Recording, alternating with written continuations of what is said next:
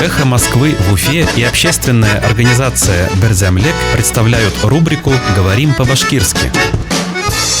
Руководство. Етәкселек.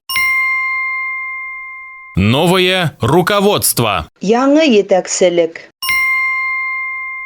Новое руководство. Яңы етәкселек.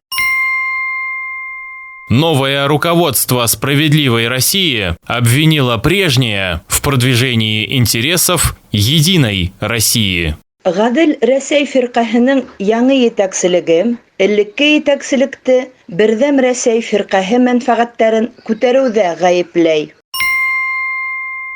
Новое руководство «Справедливой России» обвинило прежнее в продвижении интересов Единой России.